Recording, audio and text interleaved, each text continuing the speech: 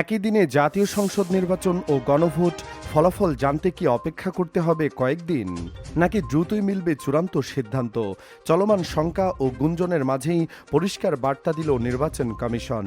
আগামী 12 ফেব্রুয়ারি অনুষ্ঠিত হতে যাচ্ছে ত্রয়োদশ জাতীয় সংসদ নির্বাচন। একই দিনে অনুষ্ঠিত হবে প্রস্তাবিত গণভোট। এই দুই গুরুত্বপূর্ণ ভোট একসঙ্গে হওয়ায় ফলাফল প্রকাশে বিলম্ব হতে পারে, এমন শঙ্কা দেখা দিলেও তা স্পষ্টভাবে নাকচ করে দিয়েছে নির্বাচন কমিশন। রোববার রাজধানীর নির্বাচন ভবনে গণমাধ্যমের সঙ্গে আলাপকালে নির্বাচন কমিশনার আনোয়ারুল ইসলাম সরকার জানান, কোনোভাবেই 3 দিন নয়, বরং ভোট গ্রহণের পরদিন শুক্রবার অর্থাৎ 13 ফেব্রুয়ারির মধ্যেই নির্বাচনের চূড়ান্ত ফলাফল ঘোষণা করা হবে। তার মতে, আধুনিক অটোমেশন সিস্টেম ও একাধিক ডিজিটাল ডিভাইস ব্যবহারের কারণে ফলাফল সংগ্রহ ও যাচাই প্রক্রিয়া আগের চেয়ে অনেক দ্রুত ও নির্ভুল হবে। তিনি আরও বলেন, নির্বাচন ঘিরে যেসব শঙ্কা ও উদ্বেগ তৈরি হয়েছিল সেগুলো সবার সম্মিলিত সহযোগিতায় ইতিমধ্যেই কাটিয়ে ওঠা সম্ভব হয়েছে।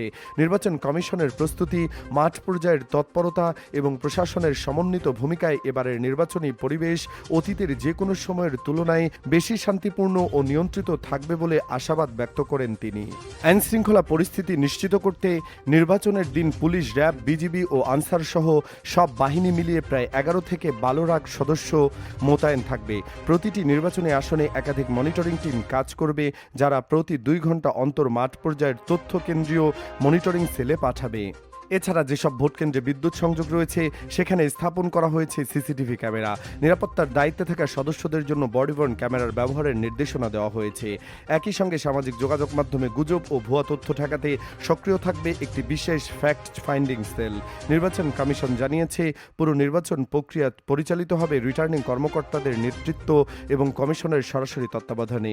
সাংবাদিকরা স্বাধীনভাবে দায়িত্ব পালন করবেন এবং কোনো সাংবাদিককে বাধা বা হয়রানি করা হলে সংশ্লিষ্টদের বিরুদ্ধে তাৎক্ষণিক কঠোর ব্যবস্থা নেওয়া হবে।